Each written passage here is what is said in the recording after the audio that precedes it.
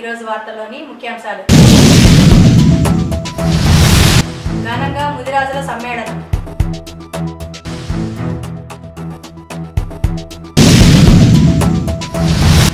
ఎన్టీఆర్ స్థానం చిరస్మరణీయం. లీలావతి.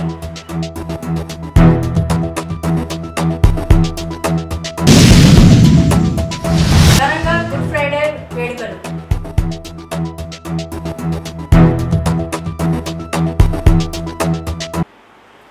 ఘనంగా ముదిరాజుల సమ్మేళనం ఇనుకొండ పట్టణంలోని నిమ్మలబావి బజార్లో గల అంకమ్మ దేవాలయంలో నిర్వహించారు. సమ్మేళనంలో ఆంధ్రప్రదేశ్ ముదిరాజుల కార్పొరేషన్ చైర్మన్ ముఖ్య అతిథిగా పాల్గొని ప్రసంగించారు. ముదిరాజులను బీసీ నుంచి తీసి ఏకు మార్చే విధంగా చర్యలు చేపట్టి హామీ ఇచ్చిన వారికే రానున్న ఎన్నికలలో ఓటు వేసి గెలిపిస్తామని అన్నారు. కార్యక్రమంలో రాష్ట్ర నియోజకవర్గ ముదిరాజు సంఘం నాయకులు పాల్గొన్నారు. నూజెండ్ల మండలంలోని రవ్వారం గ్రామం నుండి 5 కుటుంబాలు వైసీపీలో చేరాయి.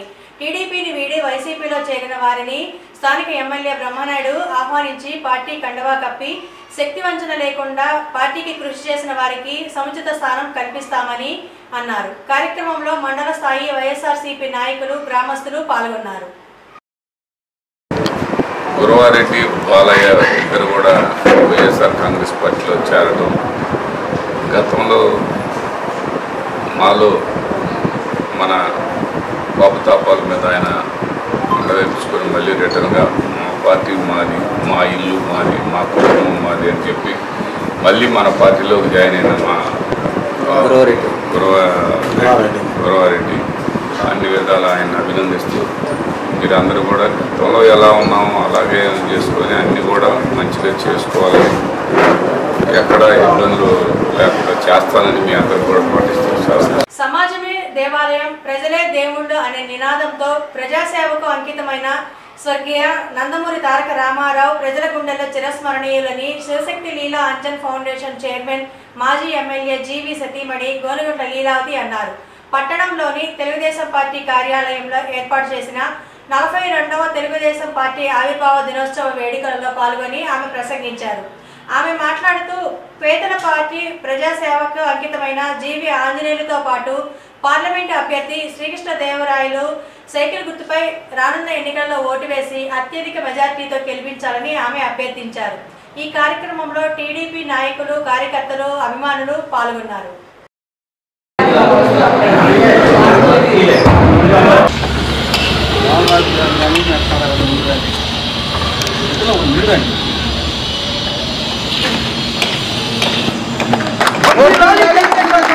ముఖ్యంగా ఈరోజు మన అన్న నందమూరి తారక రామారావు గారు తెలుగుదేశం పార్టీ ఆవిర్భవించిన రోజు, ఆయన ప్రవేశపెట్టినట్టు పార్టీని రోజు. ఎందుకంటే సమాజమే దేవాలయం, ప్రజలే దేవుళ్ళు అనే నినాదంతో చాలా గొప్ప భావాలతోటి ప్రవేశపెట్టారు ఈ పార్టీని. అంతేకాదు మా మహిళలకు ఆస్తి హక్కులో సమాన భాగం కల్పించి, ఆస్తి హక్కులో సమాన భాగం కల్పించడమే కాకుండా మా మహిళలకి రాజకీయాలలో ఒక సుస్థిర స్థానాన్ని కల్పించినటువంటి గొప్ప వ్యక్తి అన్న తారక రామారావు గారు. అలాగే ఇందా చెప్పారు పెద్దలు, నిజంగా అప్పట్లో తాటాకిళ్ళు, గుడిసెలకి వేసినటువంటి పార్టీలని విభిన్నంగానే కాదు పేదల కోసం ఆలోచించేటటువంటి వ్యక్తి కాబట్టి అప్పుడే పక్కా ఇళ్ళు అనే ఇళ్ళని పేదవాళ్ళకు కట్టించి ఇచ్చినటువంటి గొప్ప వ్యక్తి. ఆ విధంగా ఈ పార్టీ ప్రజల కోసం ప్రవేశపెట్టి ఈ తెలుగు జాతిని ఆత్మగౌరవాన్ని నిలబెట్టినటువంటి వ్యక్తి, దశ దిశలా వ్యాపింపజేసినటువంటి వ్యక్తి. అటువంటి గొప్ప వ్యక్తి స్థాపించినటువంటి పార్టీ తెలుగుదేశం పార్టీ. ఖచ్చితంగా వారి అడుగుజాడల్లోనే ఈరోజు చంద్రబాబు నాయుడు గారు చాలా గొప్పగా పరిపాలన సాగించారు. మన అందరం చూసాం గతంలో ఎలా ఉంది మన రాష్ట్రం పరిస్థితి, ఈరోజు ఎలా ఉందో చూసాము. ఎందుకంటే మన రాష్ట్రానికి రాజధాని లేనటువంటి పరిస్థితి ఈరోజు.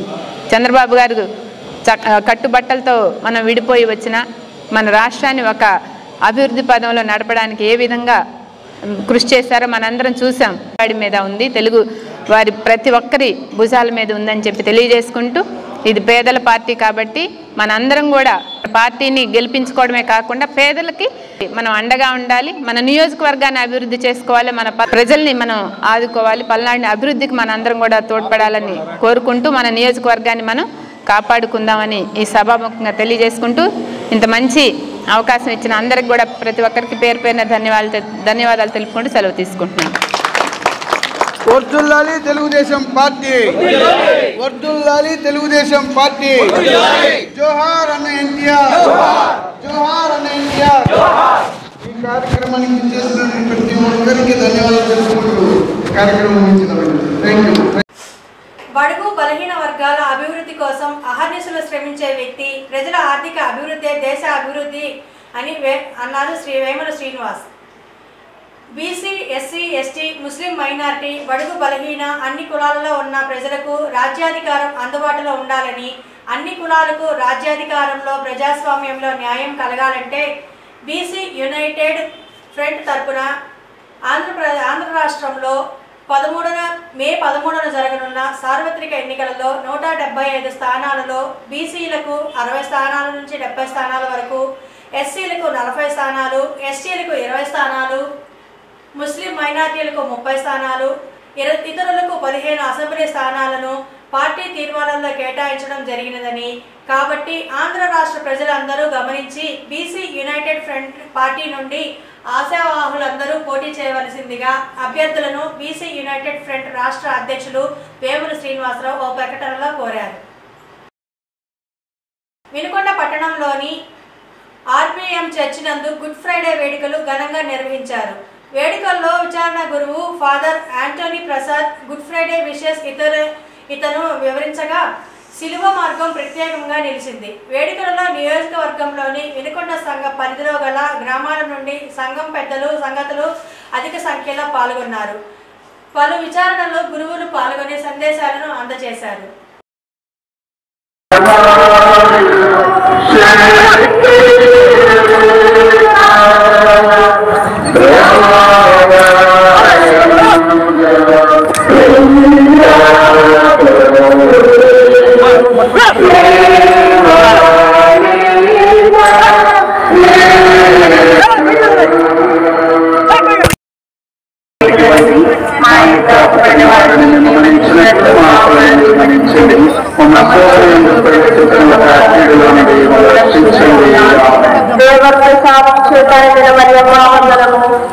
వారు మీతో ఉన్నారు, స్త్రీలలో ఆశీర్వదింపబడిన వారు మీరే, మీ గర్భఫలము చేస్తూ ఆశీర్వదింపబడిన వారగునే.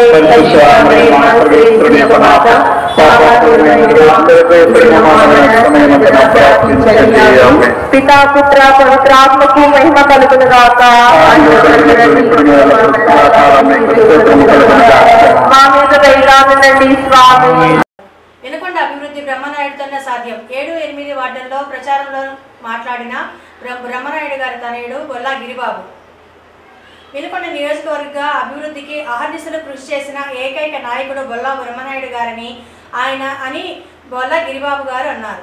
నియోజకవర్గ అభివృద్ధిని కొనసాగించేందుకు మరోమారు ఎమ్మెల్యేగా బ్రహ్మనాయుడు గారికి మద్దతు తెలిపి భారీ మెజార్టీతో గెలిపించాలని ప్రజలను ఆయన కోరారు.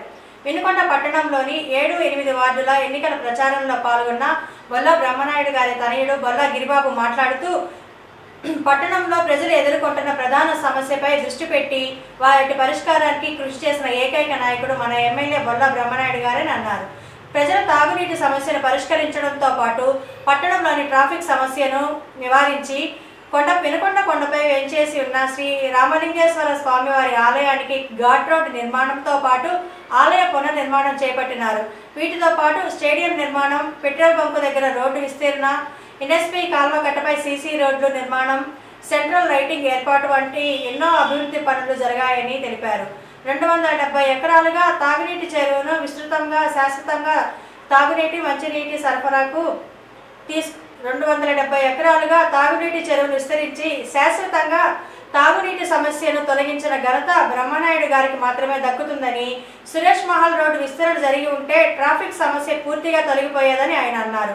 అభివృద్ధిని అడ్డుకోవడమే ధ్యేయంగా పనిచేస్తున్న ప్రతిపక్ష నాయకుడు కోర్టులను ఆశ్రయించి అడుగడుగున అభివృద్ధికి అడ్డుపడుతున్నారని తెలిపారు. గత ఎన్నికలలో ఇచ్చిన వాగ్దానాలను నెరవేరుస్తూ ప్రజా సమస్యలకు పరిష్కారం చూపిన బ్రహ్మనాయుడు గారికి ప్రజల మద్దతు తెలిపారని ఆయన విజ్ఞప్తి చేశారు.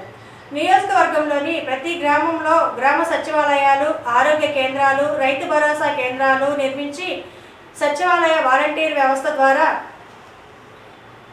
సేవలను ప్రజలకు గడప వద్దకే అందించిన ఏకైక ప్రభుత్వం జగన్మోహన్ రెడ్డి గారి ప్రభుత్వం అని అన్నారు. రాష్ట్రంలో అమలు అవుతున్న అభివృద్ధి సంక్షేమ పథకాలు కొనసాగాలంటే ముఖ్యమంత్రిగా సీఎం జగన్మోహన్ రెడ్డి గారే ఉండాలని, మళ్ళీ జగన్ని సీఎం చేయాల్సిన అవసరం మనకి ఎంతైనా ఉందని ఆయన అన్నారు. మే 13న జరుగుతున్న ఎన్నికలలో ఎమ్మెల్యే అభ్యర్థి అయిన బ్రహ్మనాయుడు గారికి, ఎంపీ అభ్యర్థి అయిన అనిల్ కుమార్ యాదవ్ గారికి ఫ్యాన్ గుర్తుపై ఓటు వేసి అఖండ మెజార్టీతో గెలిపించాలని విజ్ఞప్తి చేశారు. ఈ కార్యక్రమంలో స్థానిక కౌన్సిలర్లు, పార్టీ నాయకులు, కార్యకర్తలు, అభిమానులు పాల్గొన్నారు. ఈ వార్తలు ఇంతటితో సమాప్తం. తిరిగి రేపటి వార్తల్లో మళ్ళీ కలుద్దాం. అంతవరకు సెలవు. నమస్కారం.